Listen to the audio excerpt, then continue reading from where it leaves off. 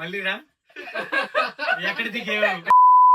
ఈరోజైతే మన డే 13 కానీ మన మ్యాజిక్ వాటర్ అయితే తాగేసి నా బ్రేక్ఫాస్ట్ అయితే నీట్గా ప్రిపేర్ చేసేసుకున్నా.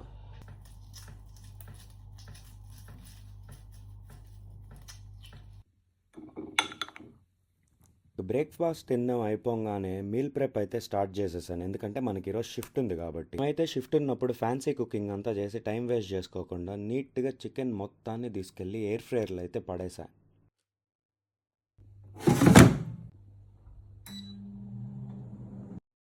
ఇంకేముంది, ఒక చిన్న వర్క్ ఉంటే ఆ వర్క్ చూసుకొని ఇంకా ఫ్రెష్ అప్ అయ్యి షిఫ్ట్కి అయితే స్టార్ట్ అయిపోయా. మనం మీల్ ప్రెప్ చేసుకున్న ఫుడ్ అయితే మన బ్రేక్లో ఫినిష్ చేసేసి ఇంకా అలా ఒక 3 hours తర్వాత షిఫ్ట్ అయితే అయిపోయింది. ఇంకా డైరెక్ట్ ఇంటికి అయితే స్టార్ట్ అయిపోయింది. తెలిసిందే కదా, మన వాళ్ళు ఎప్పుడు ఏదో ఒక టాస్క్లో ఉంటారు. ఇంటికి వెళ్ళంగానే కేక్ పట్టుకొని డెకరేట్ చేస్తూ అటు ఇటు హడావిడి చేస్తున్నారు. ఎవరిదిరా బర్త్డే అని అడిగితే మన ఎవరిది కాదు, శ్రీ వాళ్ళ అక్క బర్త్డే, కానీ వాళ్ళ అక్క ఇండియాలో ఉండడం మనం ఇక్కడి నుంచే సెలబ్రేట్ చేద్దామని ఇలా ప్లాన్ చేసామని అన్నారు. మరి లేట్ ఎందుకు, కానివ్వండి అనుకున్నా.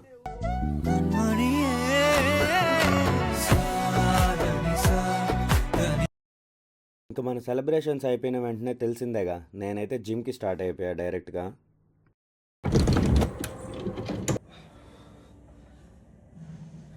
ఇంకా వర్కౌట్ ఫినిష్ అయిపోయిన వెంటనే అలా ఇంటికి స్టార్ట్ అయిపోయా. కానీ ఇంటికి వెళ్ళి చూసాక తెలిసింది, మన వాళ్ళు సెలబ్రేషన్స్ అయిపోయిన తర్వాత దాన్ని అలానే కంటిన్యూ చేసి నేను వచ్చేసరికి డ్రమ్స్ లాట్స్ ఆడుతున్నారు. ఇంకా లేట్ ఎందుకు, వెంటనే మనం కూడా అందులో జాయిన్ అయిపోయాం. చూపిస్తాడు ఏం కనిపించలేదంటే ఆగు ఆగని ఎండ తర్వాత చూపిస్తాడు. మీరు ఇందాక నువ్వు ఎక్కిన ఫ్లైట్ మళ్ళీ రా ఎక్కడ దిగేవు.